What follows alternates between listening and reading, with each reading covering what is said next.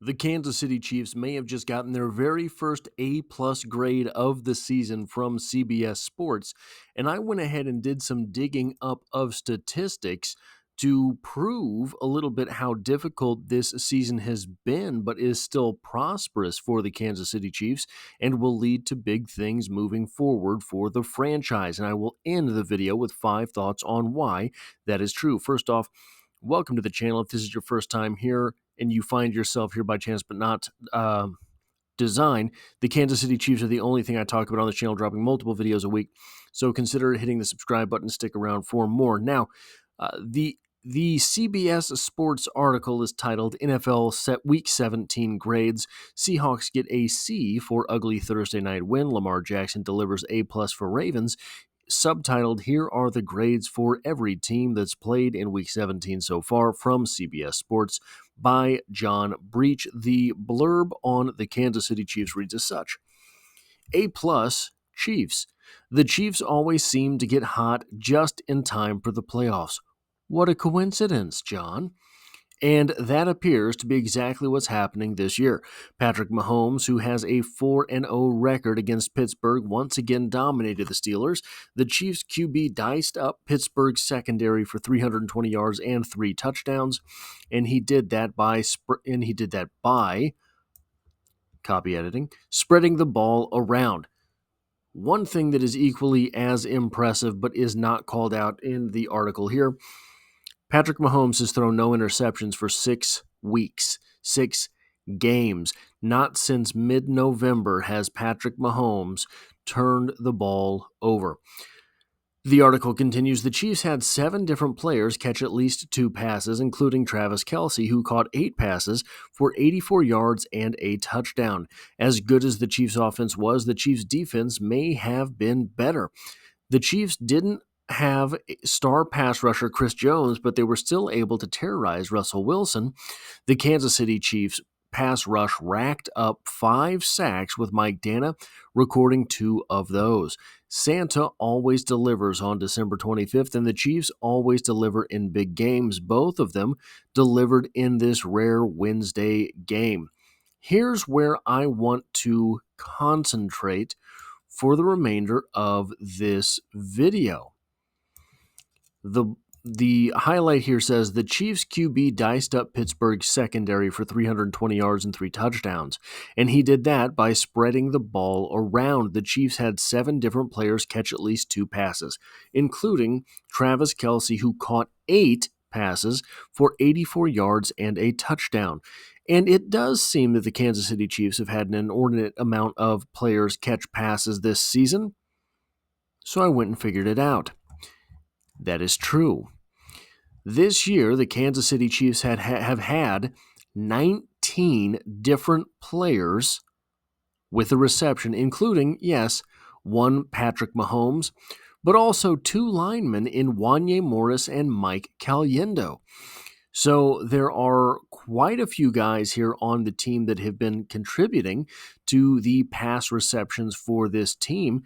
Part of that is due to the injury situation in which the Kansas City Chiefs have found themselves, particularly early in the season, but not only because of that. So I said, well, let's go back to the first time the Chiefs won the Super Bowl in the Mahomes era to see if we can find anything interesting there. The 2019 season, the Kansas City Chiefs had 15 players catch passes, including 97 from Travis Kelce.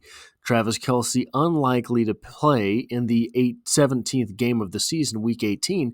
We can see that Travis Kelce has 97 receptions this year as well. What a coinky-dink. But 15 players caught passes in the 2019 season for the Kansas City Chiefs, and that was a season that was surprisingly statistically weak for Patrick Mahomes. Not the high-flying sort of take the league by storm season that was the 2018 season. So 4 fewer players caught passes in the 2019 season than did for the Kansas City Chiefs this year. So what did it look like in the year where, so just real quick, what a trip down memory lane this is. I don't know why but it always shocks me when I remember that the DeAnthony Thomas reign in Kansas City and the Patrick Mahomes reign in Kansas City did in fact overlap. So let's go back to the 2018 season, which was a high-flying affair for the Kansas City Chiefs. Travis Kelce with 103 receptions, 16 total players had receptions that season, meaning that even when the Kansas City Chiefs were clicking on all cylinders during that 2018 season and Patrick Mahomes was throwing for 5,000 yards and 50 touchdowns, fewer players then caught passes than now. And again, what a trip down memory lane. Demetrius Harris with 12 receptions and 3 touchdowns in one of the most lopsided receiving seasons you will ever see. Also, Kareem Hunt that season, 26 receptions, 7 touchdowns. That was an absolutely insane season for touchdowns here in Kansas City. Often we are dismissive of Chris Conley because of the way that his tenure here ended unceremoniously. But in that 2018 season, 334 yards for Conley, 378 yards for Hunt. There were 2 1,000-yard pass catchers, Travis Kelce and Tyreek Hill, 500-yarder in Sammy Watkins. That was just a wild season overall. So let's talk about some things that we can take from this and move forward, and some things that are maybe just fun talking points to incorporate here. I think it's possible that we end up seeing a 22nd Kansas City Chief get a reception on the season versus the Broncos in Week 18, as it is likely, in my opinion, that Nico Remigio gets extensive time with the offense. Now, obviously, I don't think that pass will be coming from Patrick Mahomes, but I do think that Nico Remigio will at least get an opportunity to get a reception, if not get a reception, in the final week of the season. That would be a 22nd Chief to get a reception during the course of this season, but I don't think we are likely to see a 23rd. All of the active running backs, tight ends, and wide receivers on the roster do already have a reception, and I am not sure what the practice squad call-up situation will be for that Week 18 game. I think it is an absolute travesty that the NFL doesn't at least lax the rules on those things in the final month of the season, especially if you're making these guys play so many games and on so many days of the week. But that is sort of an exclusionary argument because the Kansas City Chiefs are the only team, I believe, one of the only teams that are playing on as many days as they are. I guess there's going to be 4 teams, right? Because 4 teams played on the Saturday and on Christmas. So absolutely wild that the rules are not at least laxed later in the season the way that the Major League Baseball organizations do. And I don't know that we're going to see anybody called up for that game. It would be interesting if there were someone called up for that game, who it would be.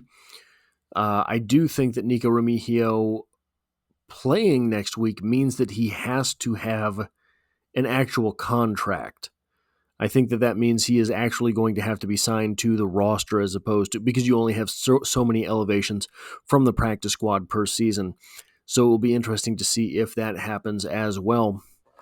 The next thing we're talking about here, much is made of the veterans suddenly finding themselves producing for the Kansas City Chiefs. Juju Smith-Schuster, Nuke Hopkins, Samaj P. Ryan, Mecole Hardman earlier in the season, etc. But Xavier Worthy still leads the team in receiving touchdowns with 6. So the season itself is not completely bereft for the future, despite the fact that number 1 or 2 wide receiver, however it is that you think that would have played out between Hollywood Brown and Rashee Rice, number 1 or 2 receiver Rashee Rice, the young guy, the young gun, the second-year player for the Kansas City Chiefs, is going to miss so much of this season. So one thing that is not going to be popular to talk about, guys, is the fact that Rashee Rice, by the time everything is done and over with, will have missed most of this season and probably much of next season with suspension, not to mention the lingering effects of that knee injury for him. It will be, for a guy who was not the fastest in the first place, it will be...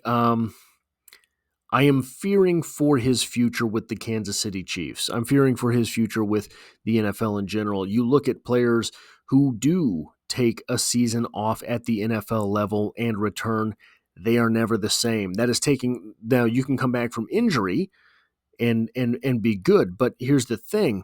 He's actually going to end up missing a season plus consecutive of football, not just a one season injury clearing up sort of scenario there for Rashee Rice. So hopefully he is able to come back and find his stride. On the same note as this, while we're talking about young players, sure, Xavier Worthy is the only notable rookie on the offense for the Kansas City Chiefs. But the Chiefs have 650 receiving yards contributed from this rookie class. 638 of those, of course, are from Xavier Worthy, but Carson Steele has 5 yards receiving on, I think it's like 5 receptions, and Jared Wiley had that one catch for 7 yards. Disappointing that we will not see Jared Wiley in Week 18 get extensive playing time as he went down with an injury. But Carson Steele, I think, will get extensive playing time, and he will have a chance to add to that total.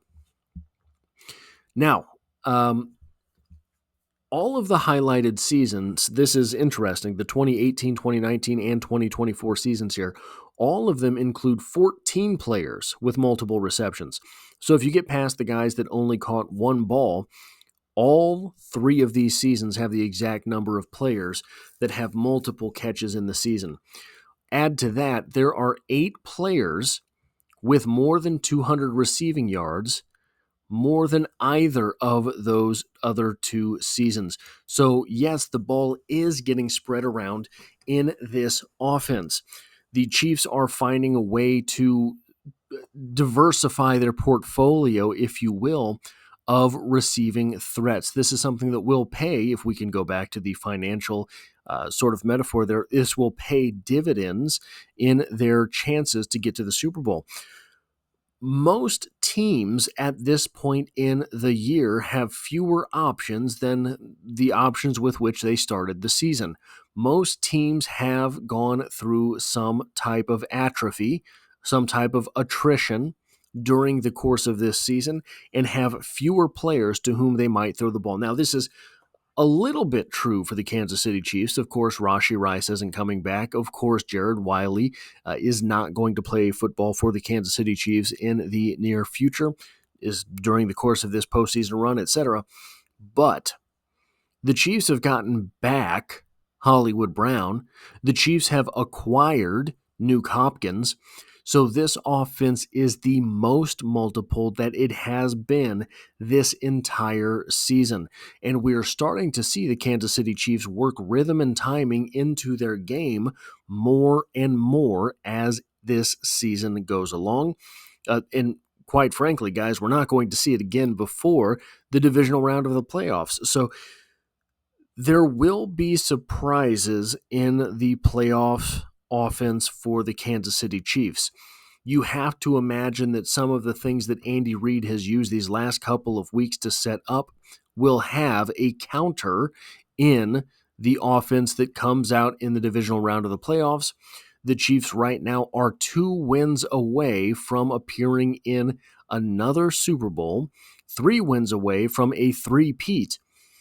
And Andy Reid certainly knows the weight of these moments, so he has punches and counter punches drawn up. Seeing the timing working in this offense is going to be something that makes it extremely dangerous in the playoffs, because one of the things that defenses try to do is time your wide receivers' routes so that they can make a cut on the ball. They know that from this formation in this down and distance, Xavier Worthy is likely to run a 5-yard in route. Well, what happens when that 5-yard in route becomes an in and go route? That is because the defenses know this is what this is. When Xavier Worthy makes that cut, I have to cut hard or I'm not going to be there. When Xavier Worthy makes that double move, all of a sudden there's no one upfield. These are the types of things that the timing, the rhythm, and now the personnel that have been on the field are able to incorporate for the Kansas City Chiefs. That is what I have for this video. If you like or appreciate what it is that I do here, hitting the like button really does help me out, as it tells YouTube to share this video with other Kansas City Chiefs fans. And if you find yourself here by chance but not design, the Chiefs are the only thing I talk about on the channel, dropping multiple videos every single week, and I hope to have you back for the next one.